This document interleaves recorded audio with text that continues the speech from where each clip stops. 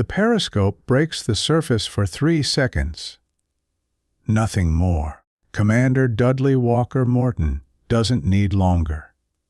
Through the salt-smeared lens, he counts them 7 ships, cargo vessels fat with supplies, 2 destroyers riding escort. The convoy cuts through the Palau shipping lanes like a slow parade, unaware that death is already beneath them. Morton lowers the scope. His voice is calm, almost casual. Battle stations, torpedo. The crew of USS Wahoo moves in silence. No one speaks, no one needs to. They've done this before, but never like this. Never alone. Never against odds this heavy.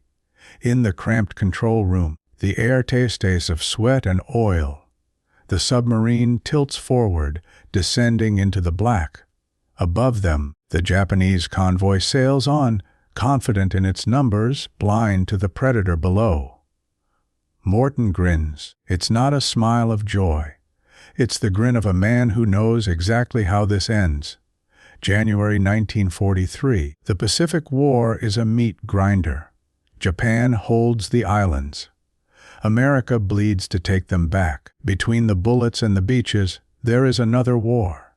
Silent, invisible, deadly. It's fought beneath the waves by submarines that hunt convoys, strangle supply lines, and vanish into the deep. The Wahoo is one of them. A Gato-class submarine, 300 feet of steel, torpedoes, and nerve. But she's more than metal. She's become something else under Morton's command. Aggressive. Relentless. Unforgiving. Morton doesn't run from destroyers. He hunts them. His executive officer, Richard O'Kane, is cut from the same cloth. Together, they've turned Wahoo into a legend in the making. But legends are written in risk. And risk, in these waters, is measured in depth charges and hull pressure. The convoy they're stalking now is critical. Intelligence reports say it's carrying fuel, ammunition, and reinforcements bound for Rabaul. If it reaches port, those supplies will extend Japanese operations for weeks. If it sinks, the enemy loses momentum. Wahoo is the only American sub in range. No backup, no support. Just Morton, his crew, and 24 torpedoes. The odds are simple: sink the convoy or let it through. Failure is not tactical. It's personal. Morton has made it so. He's already radioed command with his intentions. Will attack, not may attack, not attempting to intercept. Will. The word carries weight. It's a promise. And Morton keeps his promises. The Japanese convoy is not defenseless. 2 destroyers patrol the flanks, their sonar sweeping the depths. They're experienced, alert, trained to hunt submarines exactly like Wahoo. Above the surface, lookouts scan for periscopes. Below, hydrophone operators listen for the hum of electric motors. The convoy commander knows these waters are dangerous. He's taken precautions. But he doesn't know Morton. And he doesn't know that Wahoo has already close to firing range. The submarine glides through the thermocline, a temperature layer that bends sonar waves, hiding her acoustic signature. It's a gamble. If the destroyers change their search pattern, if they ping at the right angle, Wahoo will light up like a flare. But Morton is betting they won't. He's betting on their overconfidence. He's betting on their belief that no single submarine would dare attack a convoy this size. He's right. The control room is a study in controlled chaos. Instruments glow in the red combat lighting. The torpedo data computer clicks and whirs, calculating angles, speeds, distances. O'Kane stands beside it, feeding data to the fire control team. Morton is at the periscope, his eye pressed to the lens, his hand steady on the training wheel. Range. Morton's voice is quiet. 1,800 yards. Speed of Convoy. 8 knots. Zigzagging on a 3-minute interval. Morton nods. The zigzag complicates things. It means the targets won't hold course. He'll have to anticipate their turns, fire where they'll be, not where they are. It's more art than science, more instinct than math. And Morton's instinct is surgical. Stand by tubes 1 through 4. The crew repeats the command, voices low, movements precise. In the forward torpedo room, 4 Mark 14 torpedoes rest in their tubes, warheads armed, gyros spinning. Each fish is 20 feet long, weighs 3,000 pounds, and carries a half-ton of explosive. They're temperamental weapons. The Mark 14 has a reputation for malfunctioning, duds, premature detonations, depth failures. The submariners hate them. But they're all Wahoo has. Morton doesn't complain. He adapts. He aims for the fattest targets, the slowest ships, the ones he can't miss. He compensates for the torpedo's flaws by getting close. Dangerously close. Up scope. The periscope hisses upward. Morton takes a fast look. The lead cargo ship fills his view. Rust-streaked hull. Rising sun flag. Stacks belching black smoke. It's a sitting target, but the destroyers are closer than before. One is turning toward Wahoo's position. Not a direct intercept. Not yet. Just a routine patrol sweep. But if it holds that course for another minute, it'll pass directly over them. Morton lowers the scope. Down scope. Rig for silent running. The order ripples through the boat. Fans shut off. Conversation stops. The crew freezes. Even breathing seems too loud. The submarine drifts forward on momentum alone, a ghost in the water. Above them, the destroyer's screws churn closer. Thump, thump, thump. The sound vibrates through the hull. Every man aboard Wahoo can hear it. Every man knows what it means. If the destroyer pings now, if its sonar operator hears anything, the depth charges will start falling.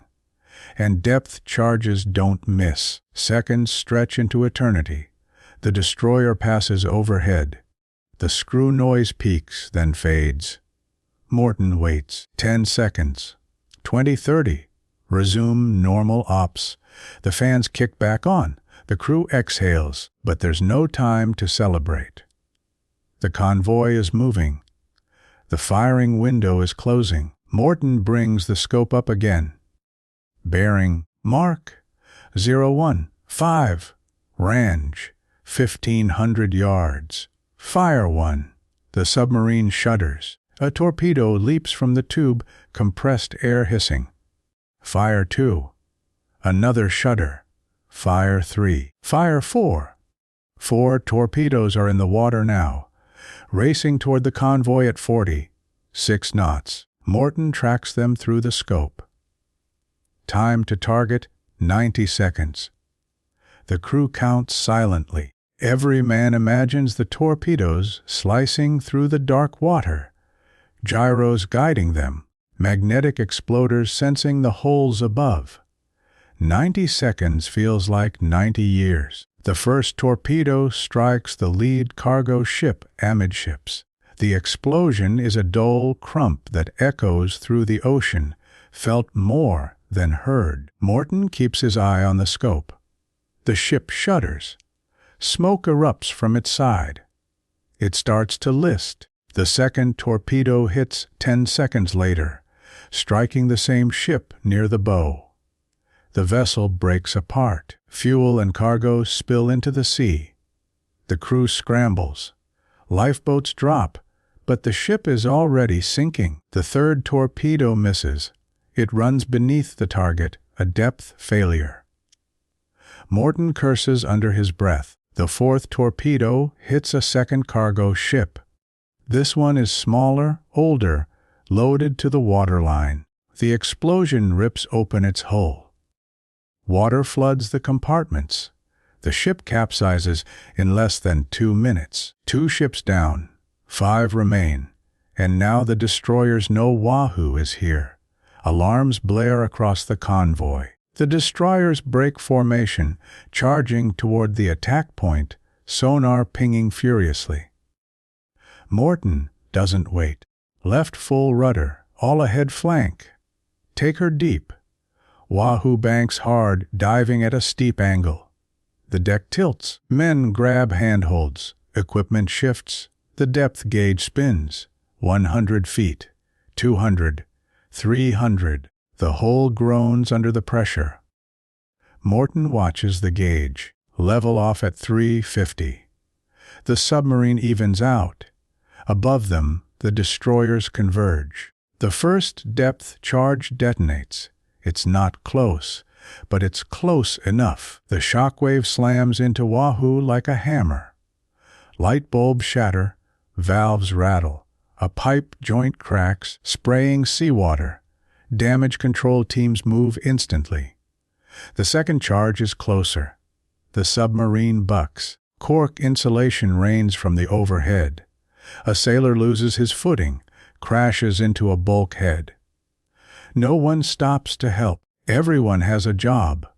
A third charge. A fourth. The destroyers are dropping them in patterns, trying to bracket Wahoo, force her up or crush her down. Morton stands calm in the center of the storm. Steady as she goes. Maintain depth. O'Kane plots their position on the chart. They're moving away from the convoy now, but the destroyers are following, persistent, angry. The sonar operator calls out bearings. Destroyer 1 bearing 030, closing. Destroyer 2 bearing 050, closing. Morton calculates. 2 destroyers, both hunting, both angry. Most sub-commanders would run, go deep, stay silent until the hunters gave up. Morton isn't most commanders. Come to course 040, slow to 5 knots. Load tubes 5 and 6. O'Kane looks at him. You're going after them. Morton's grin returns. They're in my water now. The destroyers don't expect a counterattack. They're hunters. They're trained to pursue, to herd, to kill. They're not trained to be prey. Morton uses that. He lets Wahoo drift into position, silent and slow, while the destroyers pound the water behind him. Their depth charges waste themselves against empty ocean. Their sonar sweeps past Wahoo, missing her by degrees. And then Morton strikes. Up scope. He tracks the nearest destroyer. It's charging forward, bow cutting foam, confident in its hunt. Morton doesn't need a perfect angle. He just needs a hit. Fire 5. The torpedo launches. The destroyer is moving fast, closing on Wahoo's last known position. It doesn't see the torpedo until it's too late. The warhead detonates against the destroyer's bow. The explosion is massive. The forward section crumples. The ship slews hard to starboard, losing power, taking water. It doesn't sink immediately, but it's done. Dead in the water. The second destroyer sees it happen. Panic sets in. The captain orders evasive maneuvers, but he's too late. Morton has already adjusted. Fire 6. The second torpedo runs true. It strikes the destroyer amidships, just below the waterline. The ship splits. One moment it's a warship. The next, it's 2 pieces of wreckage sliding into the Pacific. The crew never had a chance. Morton lowers the scope. Reload all tubes. Come to periscope depth. The crew moves with renewed energy. They've just done the impossible. They've sunk 2 destroyers in a single engagement, but Morton isn't finished. The convoy is scattered now, ships running in all directions, trying to escape. Most submarines would break off. Most would call it a victory and disappear. Morton isn't most submarines. Find me the biggest ship left. O'Kane scans the plot. Tanker. Bearing 270. Range 3,000 yards. Set course. We're going after it. The tanker is a prize. Fuel is more valuable than gold in the Pacific. Every gallon that reaches the enemy prolongs the war. Morton intends to send it to the bottom. Wahoo closes slowly, methodically. The tanker is running hard, but it's slow.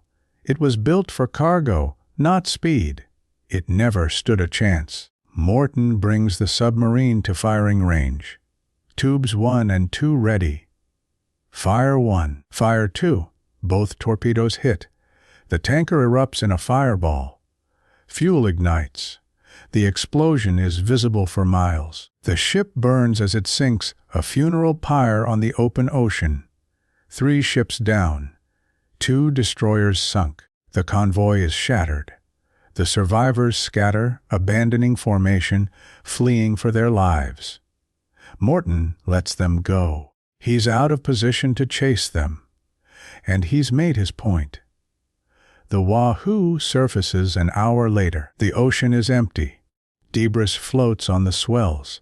Oil slicks shimmer in the sunlight. The convoy is gone, sunk or scattered. Either way, it will never reach Rabaul.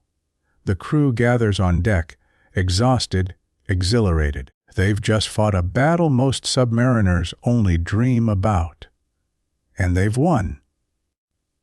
Morton stands on the bridge, scanning the horizon. O'Kane joins him. Hell of a fight, Captain. Morton nods. They never saw us coming. They do now. Good. Let them be afraid. The Wahoo dives again, slipping beneath the waves, vanishing into the Pacific. The mission is a success. But for Morton, it's just another day. When Wahoo returns to Pearl Harbor, the news spreads like wildfire. A single submarine, 7 ships engaged, 5 sunk, including 2 destroyers. It's unheard of. Admiral Charles Lockwood calls it the most aggressive patrol in submarine history. Morton is decorated. The crew is celebrated. But the impact goes beyond medals. The Japanese Navy adjusts its convoy tactics. More escorts, deeper zigzags, constant sonar. They're afraid now. Afraid of the submarines. Afraid of the silent killers hunting their waters. And they're right to be. Because Morton isn't alone. His tactics spread. Other commanders adopt his aggression. The submarine war in the Pacific escalates. By the end of 1943, American subs will have sunk hundreds of Japanese ships, crippling their supply lines, starving their garrisons, bleeding their fleet dry. The Wahoo will not survive the war. On her 7th patrol, she'll be lost with all hands, sunk by enemy action in the Sea of Japan. But her legend will endure. The submarine that single-handedly sank a convoy. The crew that refused to run. The commander who turned fear into a weapon. They proved that one ship, in the right hands, could change the course of a war. They proved that courage, skill, and audacity were worth more than numbers. And they proved that in the dark waters of the Pacific, no convoy was safe. Would you have survived these waters? Subscribe for more untold naval stories.